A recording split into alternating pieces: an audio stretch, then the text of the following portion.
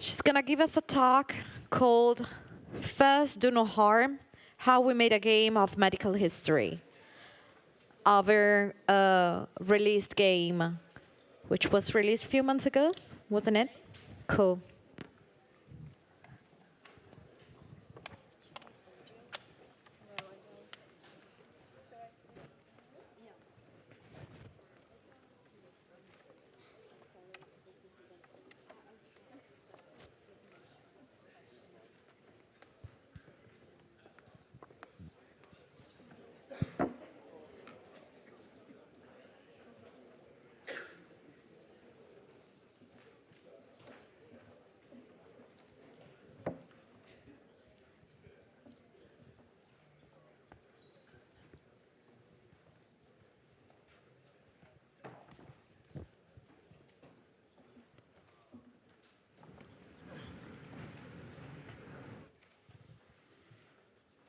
Let's give her a big applause. Come on. No,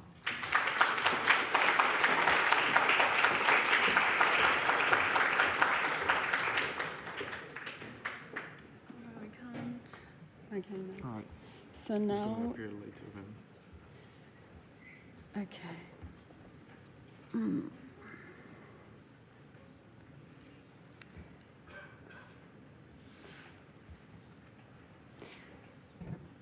How do you? Okay.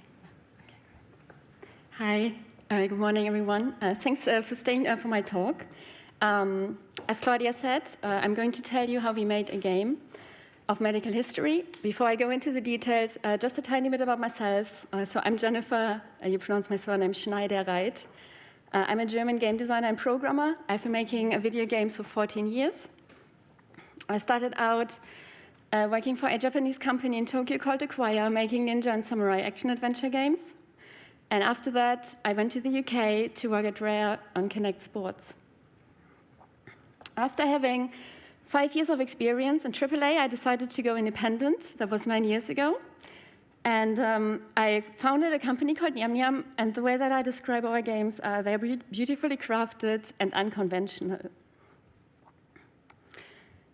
Our first game in that category is called Tengami. It was an IndieCade 2012 finalist. And Tengami is an atmospheric adventure game in which you flip and fold parts of a pop-up book. Our second game, Astrologaster, is why I'm here today.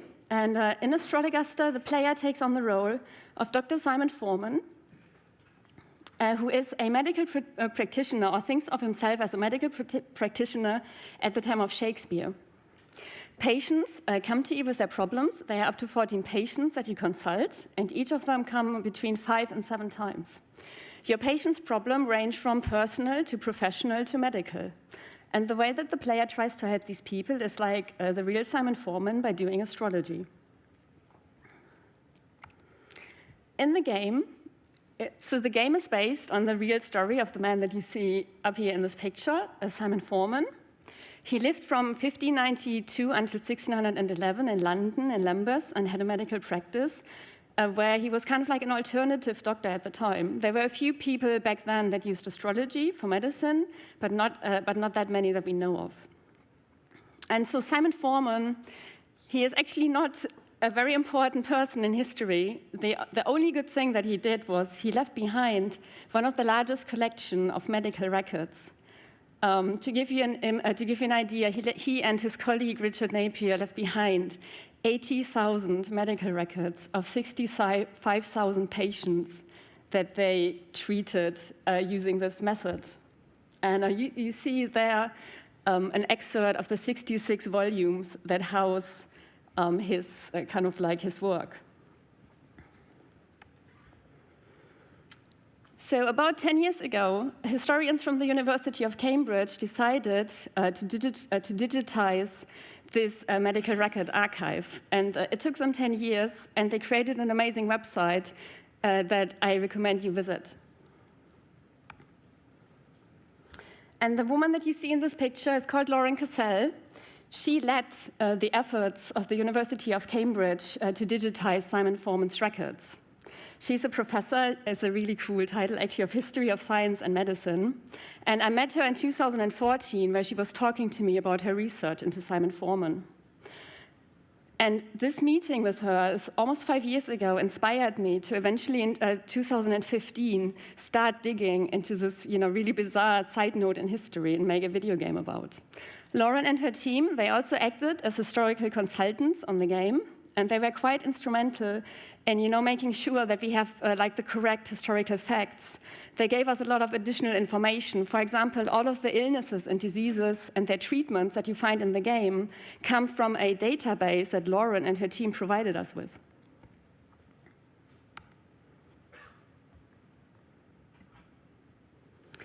So what is it that inspired me to make a video game about Simon Forman and his records? And I wrote it down on the slide, and I'm going to read it for you. It's the Casebooks, to me, are a window into the worries, hopes, and dreams of people who lived 400 years ago, told through the lens of their medical records. These are people like you and I. They're not famous people that show up in other contexts and histories.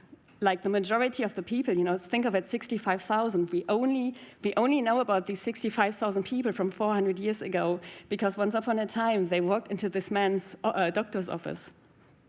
And in the game, we do have a lot of these, like real clients that were a little famous, but not all of them. So, for example, on the left and the right, you have Thomas and Alice Black. They were husband and wife that consulted Forman. Then you see a little bit more famous next to it is Emilia Bassano, or better known Emilia Lanier. She's a famous poet. But then again, it's like a very unknown woman by the name of Avis Allen, and she was the love of Forman's life, and she was otherwise unremarkable. And so what I really loved about these records was that they were not full stories, like they were fragments of stories. So somebody who is in need turns to this Simon Forman with a very specific question, and they put kind of like their face into him to help them with their problem. But oftentimes, because not many people actually came back to him, oftentimes we don't know what happened afterwards. Like, did Forman actually help them? Did he make it worse? Did they even act on the advice that was given to them? Also, what I also kind of like, it's maybe weird to say that I liked it, but Simon Forman, he was quite a horrible person. Like, he was not a good man. Like, he was frequently jailed because he practiced without a medical license. He stalked his female clients and tried to have tried to have sex with as many of them as he could. And he just seemed like the perfect kind of figure to poke some fun at. So I have this inspiration. I know that I want to make a game about like a series of medical encounters based on Simon Forman. So how did I go about translating this into kind of like an actual game and gameplay? So first off, I went to the source. I started looking at these records, but I'll be honest with you, I never actually managed to read his handwriting because it's quite terrible. What I can tell you though is that on these 2 pages you see 7 entries. Seven medical entries for 7 different people. And I know this because whenever there's like a square and like some lines, that means that this is an astrological chart. And Simon Forman calculated an astrological chart for each of his clients. So then I went and looked into how did a single consultation, what was the flow of a single consultation? Because all of his records are the same, so he was definitely following like a system or a pattern, and I wanted to extract this pattern into my game flow. And so this is an image from the Casebooks project website in which they kind of like explain to us the anatomy of a case. And as you can see, there are 4 sections, A, B, C, D, and at the top in section A, we learn about, okay, who is this patient, what is their name, where did they live. Relations can mean who are they in relationship with in terms of other clients, because a lot of Forman's clients knew each other, which is probably part of his superpower to predict the future. And but it can also mean whether the patient came to him to ask a question for themselves, or if they came on behalf of somebody else. So it was normal that wives came for their husbands or for their servants or children. Then Forman noted the age, And then very important, the question. So the type of astrology that Forman practiced was unlike modern astrology, which is kind of like quite wide open in its interpretation of like what the astrologer says to the client. Forman practiced a type of astrology known as horary astrology, in which you had to give very precise answers. Like, for example, nowadays horary astrology is primarily, but is often used for people that want kind of like predictions, like for betting and gambling. And then Forman noted the date and time, because like I mentioned previously, Forman cast or calculated the planetary positions depending on when the patient asked the question. In section B, we see the astrological chart. I'm going to talk much more about the astrological chart in a moment. And then in section C is Forman's judgment, or basically he notes down the answer that he gave to the client. Then in section D, he notes down the treatment and fee payment. So everything up until this point that I told you about is featured in the game, except for fee payment, so the game has no notion of an economy. Okay, so I've now analyzed and researched how Forman, the medical encounter, if you visit Dr. Simon Forman, works. And I'm extracting this first into a game flow. And I do this by, so in the game, if you played the game, every patient that comes to you, he gets a little introduction that's done via a funny song. Then we go into the case introduction, and the case introduction serves two purposes. Number one, why did this client come to me? What is it they want to know? And number two is kind of like to give you a recap, what has happened since the last time I saw this client. Was my advice actually good advice? Or maybe, did I just create more chaos?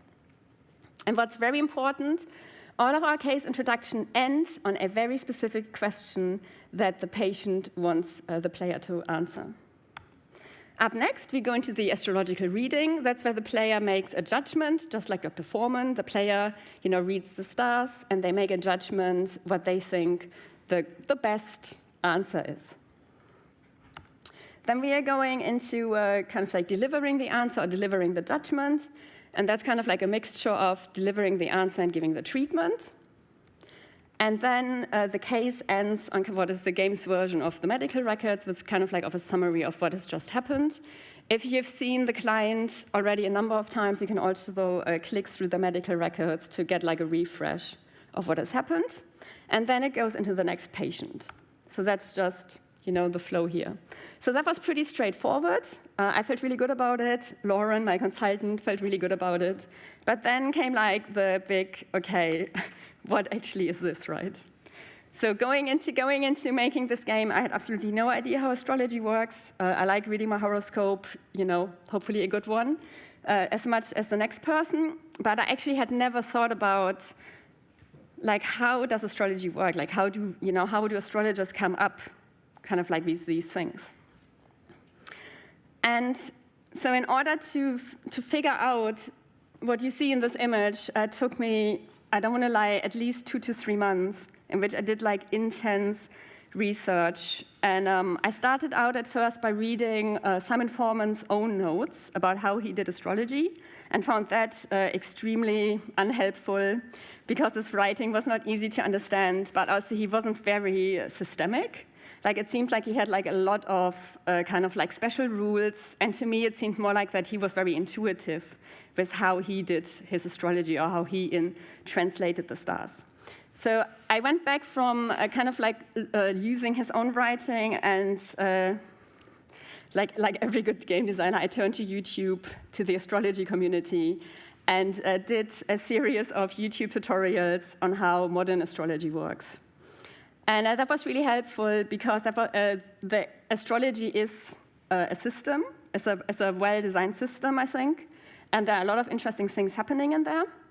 And after I had understood, kind of the modern systems, then I went back again 400, 500 years ago and looked at astrologers that are more famous than Simon Forman. Maybe some people have heard of John Dee or William Lilly. And they practiced a similar form of astrology to Forman. And there was some good writing about them. And so kind of looking, at the now and then, I was able to kind of understand. And with this understanding, I created a very simple prototype that had already built in some simplifications, but it's basically the way that the astrology system works in the game. So the game is not about teaching people astrology, but by making this game, like realism and authenticity was very important to us. And like I didn't want to kind of like be lazy when it came to the astrology. So while it's kind of like in Astrologaster is I like to explain it as a simplified beginner's astrology system. Okay, let's see. How do I get it to show the other screen? Is there some tech help? Okay. Tech help? Is there some tech help? It's not showing the correct.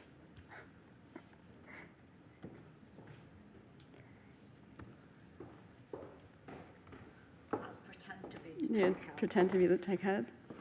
So I wanted to show this. I broke it.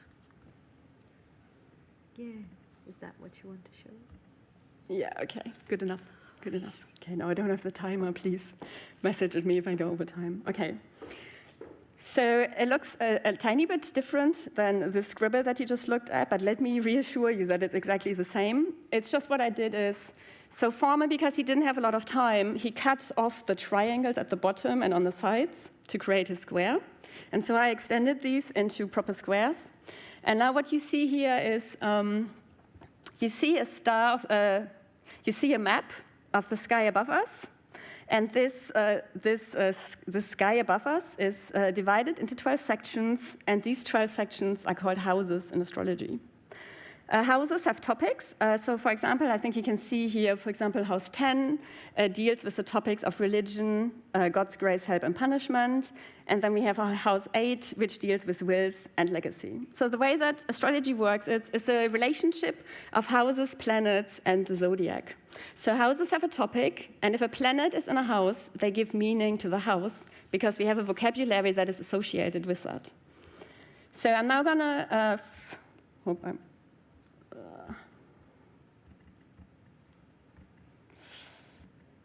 Okay. So this is a star chart that was calculated for 8:45 a.m. on the 22nd of March, 1591. In the game, I want to point out that in the game, all of the star charts that you read are real star charts that have been calculated for a very specific time and date during Forman's life. And so now I can see that here in House 10, which is the house that deals with religion, we have the moon, and the moon is in Aquarius, and then Simon Forman, this little Simon Forman guy, tells me that the moon can stand for women, domesticity, and emotions, because this is a kind of like a fixed vocabulary that is associated with the moon. For example, we have here Mars in Sagittarius, and Mars can stand for war, combat, weapon, aggression, man, masculinity. So you see, astrology, old astrology was very stereotypical. And so now how does the zodiac fit in? Basically, the zodiac, there are certain types of rulerships. So the zodiac has an influence on planets. But what that basically means is it means that it changes the vocabulary of the planets.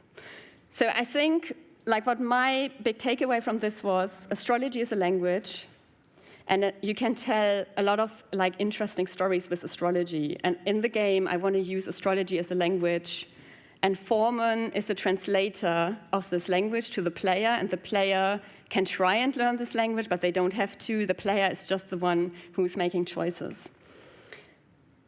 So this was a really big breakthrough. And if you play the game, you know, I mean, in the game, it's made a little bit like easier to use for the player. This is like what the gameplay became. But more so than that, this gave me a framework that I could now explain to the people who worked with me on the game, primarily my writer, Catherine Neal. And so after I did this prototype, I went and made this tool. And in this tool, up here, you can put in like a time and a date, and then you say get chart, and it calculates you what the planetary positions above London Lambeth would have been on January the 1st, 1592 at 4 p.m. And then you see here, house 1, for example, the topic is the current mind, body, and soul. And Saturn is in house 1 in Cancer. And Cancer puts Saturn in detriment because Cancer is one of the zodiacs that has an impact on Saturn. Not all zodiacs have an impact on Saturn.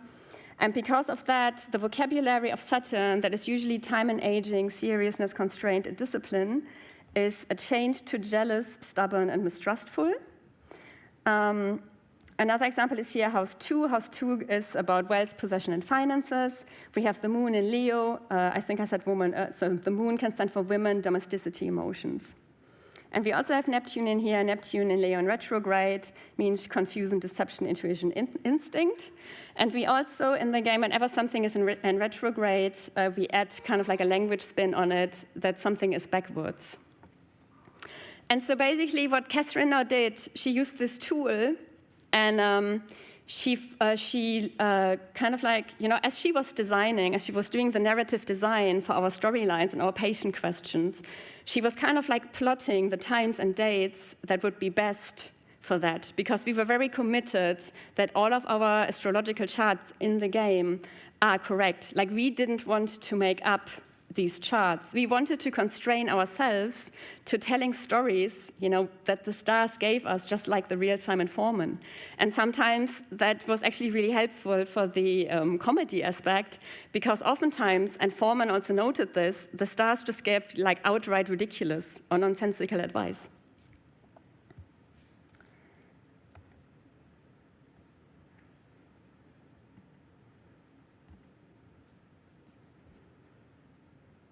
Okay. So I showed you these two tools, and so there's a few things that we learned while making this game. So I hope you get a sense that there was a lot of research that went into this game. But and so my first tip would be, if you want to make a game based on history, dig deep into the research, like to find your game.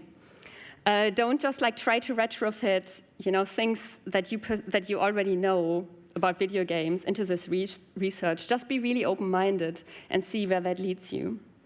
I hope I get the point across that the truth is often more interesting than what you can make up. Many of the patient stories in Astrologaster are inspired by what actually happened. But also, just looking at the diseases, like there's something for people who've played the dog cure, that's quite hilarious. It's like you can make your game so much more rich by sticking to the truth than trying to make up everything yourself.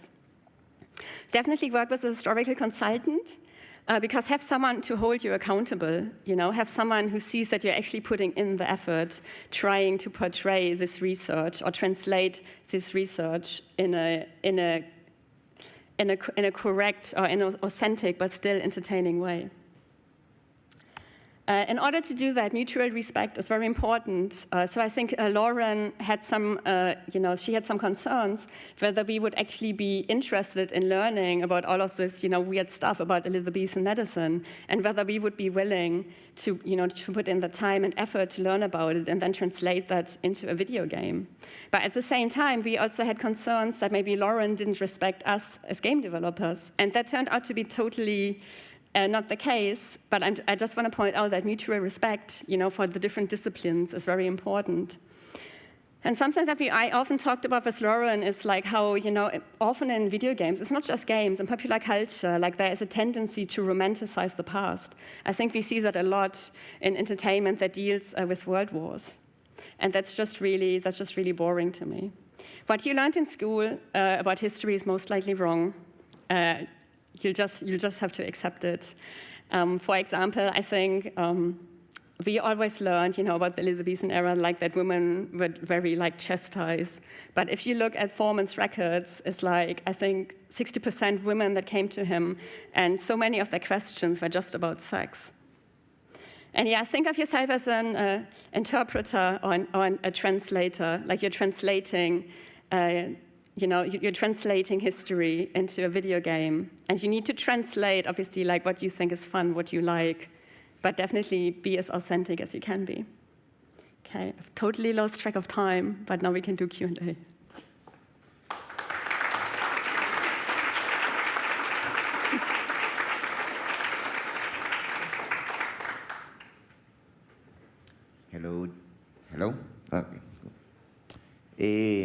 What made you want to add the musical aspect of the game? So the songs came in quite late for the patients. So we always knew that we wanted the step where the patients are being introduced. And because the game already has a lot of dialogue and a lot of reading, we were hesitant to do this patient introduction with, again, it's more reading. And because reading can be very serious, even if the content is funny. And so, interestingly, Catherine, who wrote the game, when she was a student a long time ago, she sang madrigals. So madrigals are the songs, the type of song that's featured in the game at weddings. And so we were at some point, it was a conversation between her and myself. Okay, so what if we created these kind of like funny, 17th century pop songs to kind of like give the player a sense of the personalities of these characters that they are meeting, but also to serve as a reminder of what has happened so far. And is the music kind of like true to history as well? Yes, Okay. it is. Awesome. Thank you, Jennifer.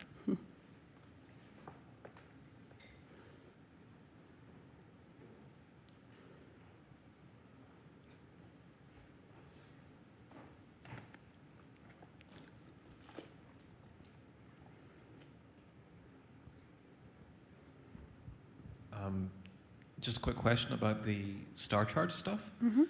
Did you consult, I don't know, like the European Space Agency for those records? Because we're going back 400 years. I'm assuming it was a lot of work. I'm just wondering if you could shed some light on that.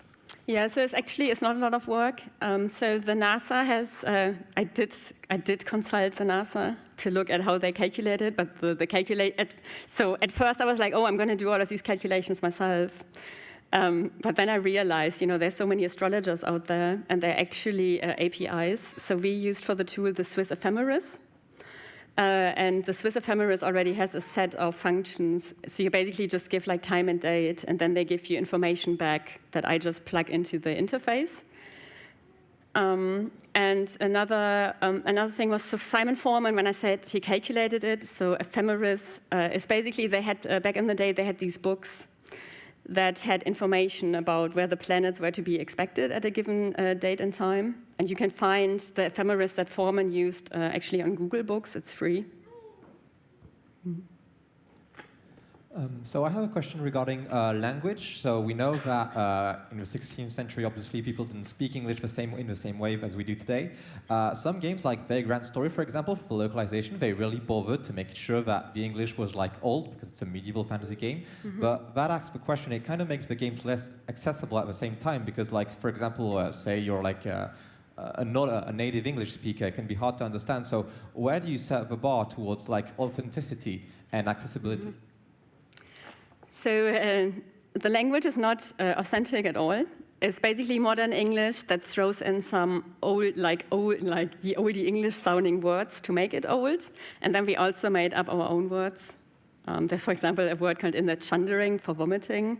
But I think so Catherine's from New Zealand, and chundering is something that they said, when she was a teenager, when somebody was throwing up. So with the language, we tried to be modern so that non-native English speakers could understand it. Obviously, I'm a non-native speaker. But then that being said, so I did give it to play to my sister and some of my friends, in Germany, and they could not understand all of it. So it's definitely, at the moment, because it's only available in English, unfortunately, we didn't have the money to do localization, where you need to have a good grasp of the English language to fully enjoy it.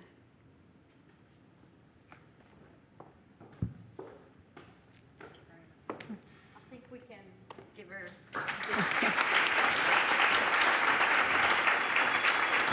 Thank you, Jennifer. It was amazing.